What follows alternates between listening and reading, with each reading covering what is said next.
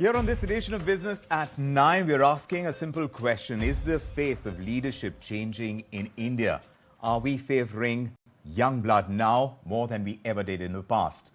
What's this off? Hardik Pandya, now all set to replace Rohit Sharma as the captain of the Mumbai Indians team in the upcoming IPL season. There are the Suhanas Khans, there are the Khushi Kapoors who are entering Bollywood with the latest Netflix original, the Archies film that we're talking about. And of course, it's not just restricted to sport and entertainment. We've seen fresh and young faces take up these posts in government as well. After the latest assembly elections, the BJP has gone ahead and chosen 3 new faces as chief ministers. So what exactly is at play over here? Is India ready to pass on the baton to the next generation?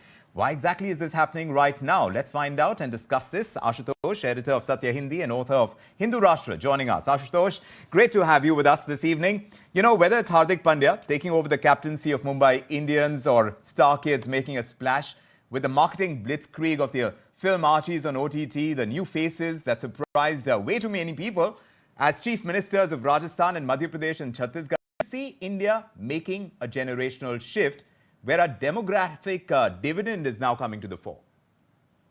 Vikram, I think partly you are right, and partly I'll say that yes, but Hardik Pandya I don't see is a generational shift because he's already 30 years old.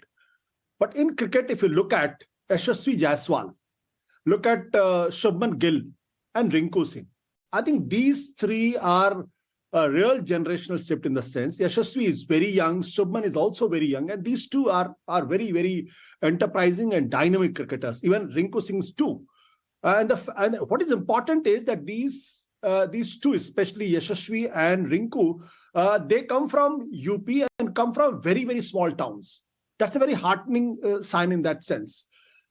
In terms of politicians, I'm not very sure because if you look at the 3 changes which has been made by the in Rajasthan, Madhya Pradesh and Chhattisgarh, all of them are 55 plus. They are unknown faces. They are certainly a generational shift in BJP politics. But are they really young? I'm not very sure. Bhajanlal Sharma is 55 years old. Other is Mohan Yadav is 58 years old. And the Vishnu Dev Sai is again 59, 60 years old. Unfortunately, in Indian politics today, the politics is led by Narendra Modi, who is 70 plus. Congress is led by Mr. Mallikarjun Kharge, who is 80 plus. Rahul Gandhi, who is supposed to be young, and he's already 50 plus. Look at Rishi Sunak. He's in mid 40s. Bill Clinton, he became American president in mid 40s. Kennedy again became American president mid 40s.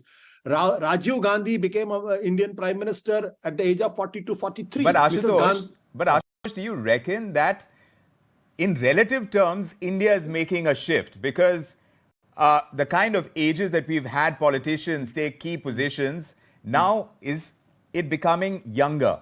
And also in different spheres, we seem to have different connotations when it comes to the age factor. You correctly pointed out saying that at this age, perhaps in cricket, that's not a very young age to take over as captain of a team, for example.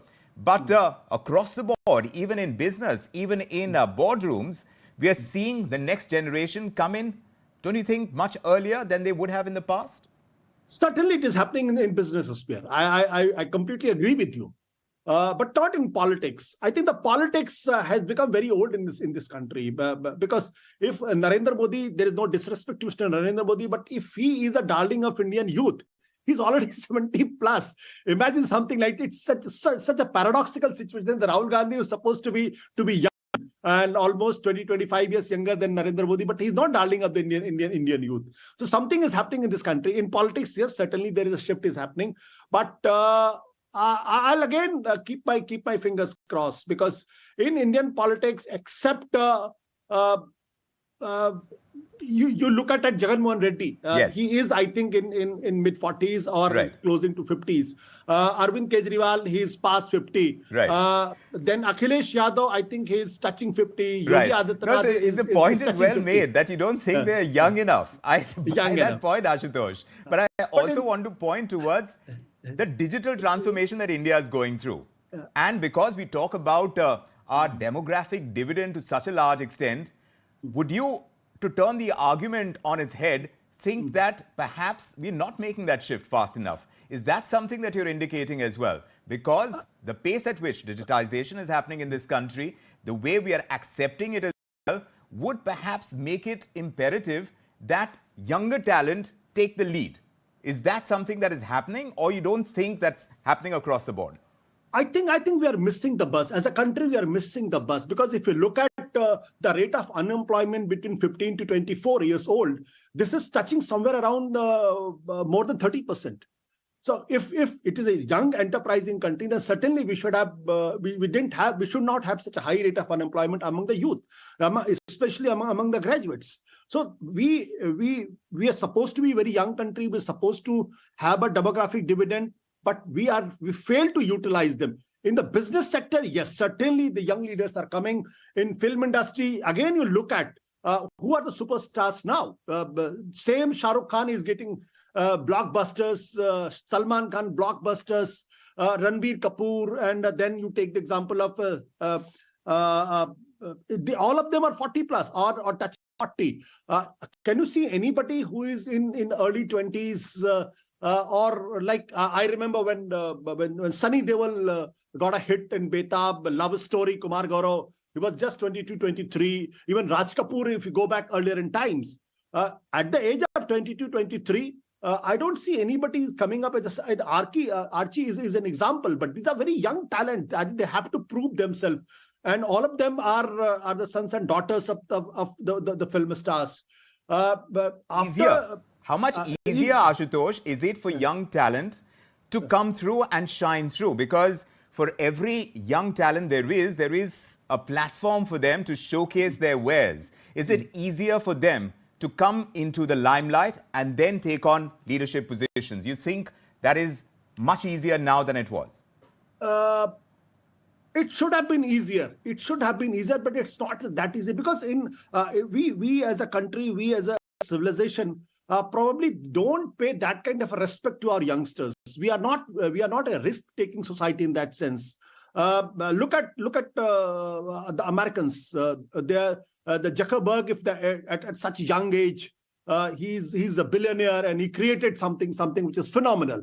Or you take the case of Elon Musk and others also. All of them have created wealth in billions and at such a young age. But in India, we have a few billionaires. I'm forgetting the name.